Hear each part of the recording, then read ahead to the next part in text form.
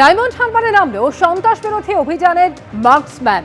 জম্মু কাশ্মীর থেকে সরিষায় এলো এই বুলেট প্রুফ গাড়ি মার্কসম্যান, যে গাড়ি উচ্চ ক্ষমতা সম্পন্ন এবং একাধিক বৈশিষ্ট্য রয়েছে। এটি সম্পূর্ণ বুলেট প্রুফ এবং স্বয়ংক্রিয় অস্ত্রের গুলিও প্রতিরোধ করতে সক্ষম। রাস্তার নিচে পোতা বিস্ফোরক থেকে যাত্রীদের সুরক্ষার জন্য এটি বিশেষভাবে তৈরি। 360 ডিগ্রি নজরদারি চালাতে পারে এই গাড়ি। চারপাশে পর্যবেক্ষণের জন্য ছোট ছোট ভিশন পোর্ট এবং ফায়ারিং স্লট রয়েছে। এছাড়াও রয়েছে উচ্চ গতিশীলতা, অর্থাৎ কঠিন রাস্তা বা গ্রামীণ এলাকায় সহজে চলাচল করতে পারে। একাধিক জওয়ান বহনের ক্ষমতাও রয়েছে।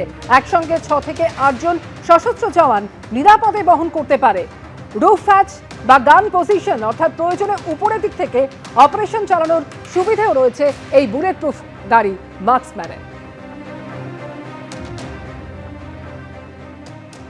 যে ছবি আমরা দেখাচ্ছি সিআরপিএফ এর তরফ থেকে, এই গাড়ি যেগুলো জম্মু অ্যান্ড কাশ্মীর থেকে এসছে সেগুলোয় কিন্তু সিআরপিএফ আধিকারিকরা সেই গাড়ি নিয়ে এলাকায় এরিয়া ডমিনেশনের যে কাজ সেটা শুরু করে ফেললেন।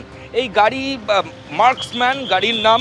মূলত এটা বিভিন্ন জায়গায় ব্যবহার করা হয়, তার মধ্যে যেখানে সন্ত্রাস হয় এবং যেখানে মূলত দাঙ্গা হয় এবং ভিআইপি সিকিউরিটির ব্যাপার থাকে, সেখানে এই ধরনের গাড়ি কিন্তু ব্যবহার করা হয়। এখানে যে ছবি আমরা দেখাচ্ছি, যে 2 জন সিআরপিএফ জওয়ান তারা পেছনে রয়েছেন এবং একজন তিনি রাইফেল নিয়ে কিন্তু ওপরে রয়েছেন। মূলত এই ধরনের গাড়ির ব্যবহারের ক্ষেত্রে যেটা এখনো পর্যন্ত সূত্র মারফত যে খবর আমরা পাচ্ছি, যে এই গাড়ির বেশ কিছু স্পেশালিটি আছে। তার মধ্যে এই গাড়ি গ্রেনেড হামলা যদি হয় তাহলে এই গাড়িতে সেটা সহ্য করতে পারে, কোনো রকমের ড্যামেজ হয় না।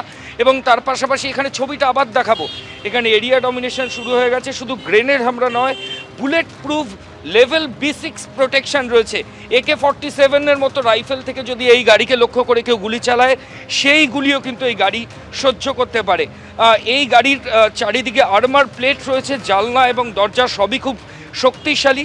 এবং যে অপারেশনাল ফিচারগুলো রয়েছে তাতে যেটা দেখা যাচ্ছে যে ভেতরে বসে ফায়ারিং করার জন্য পোর্ট রয়েছে এই গাড়িতে। ওপরে মেশিন গান বসানোর জায়গা রয়েছে। 6 জন একসঙ্গে এই গাড়ির ভেতর বসতে পারে। 360 ডিগ্রি একসাথে যে নজরদারি সেটা গাড়ির ভেতর থেকে করা যায় এবং চারিদিকে ক্যামেরা লাগানো থাকে। মূলত হাই রিস্ক এবং সেন্সিটিভ যে বুথগুলো, সেখানে এই ধরনের গাড়ি ব্যবহার করা হবে, এমনটাই আমরা সূত্র মারফত খবর পাচ্ছি।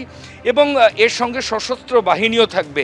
এই মুহূর্তে ডায়মন্ড হারবার পুলিশ জেলার বিভিন্ন জায়গায় এই গাড়ি নিয়ে এরিয়া ডমিনেশনের ছবি কিন্তু ধরা পড়ছে। ক্যামেরায় শুভঙ্কর লাহার সঙ্গে ময়ূখ ঠাকুর চক্রবর্তী, এবিপি আনন্দ। এবিপি আনন্দ, এগিয়ে থাকে, এগিয়ে রাখে।